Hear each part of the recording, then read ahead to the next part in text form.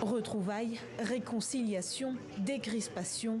Depuis 24 heures, ces mots sont sur toutes les lèvres, mais restent en travers de la gorge de Djenaba Diaby. Car les violences post-électorales de 2010, cette survivante les porte dans sa chair. C'est là précisément que j'ai pris la balle, donc j'ai perdu l'utilité des deux jambes. Présentement, je porte des doubles prothèses dans les deux hanches. À l'époque paralysée, Djenaba reçoit une maigre indemnisation, mais elle doit renoncer à son rêve de devenir pharmacienne. Et le cauchemar ne s'arrête pas là.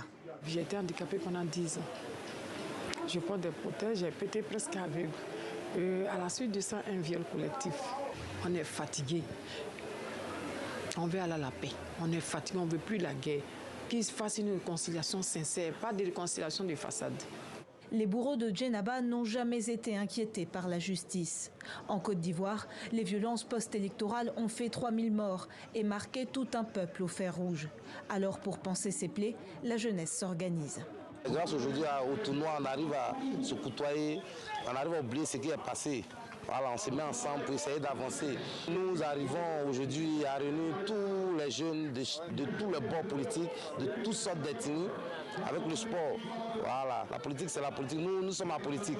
Pour nous, nous sommes ensemble, nous avons grandi ensemble. Mais la politique a failli nous diviser. Un avis partagé par de nombreux Ivoiriens au lendemain de la rencontre entre le président Alassane Ouattara et ses deux prédécesseurs, Laurent Gbagbo et Henri Konan Bédié. Au même moment, plusieurs associations de défense des droits de l'homme ont publié un rapport sur la situation des victimes. Pour la société civile, il y a urgence. Les responsables politiques doivent prendre leurs responsabilités. Ce sont eux qui sont in fine responsables des combats qu'il y a eu et des victimes que cela a provoqué. Et aujourd'hui, on attend de leur part un engagement fort, pas seulement pour dire que eux trois se sont réconciliés, mais que ce sera une vraie réconciliation pour l'ensemble des Ivoiriennes et des Ivoiriens, et surtout que leurs victimes du passé vont obtenir justice et vont obtenir réparation. Parce que sinon, leur réconciliation, ce n'est uniquement de l'opportunisme politique. En 2020 encore, des violences électorales avaient fait 85 morts et 500 blessés. La prochaine présidentielle est attendue pour 2025.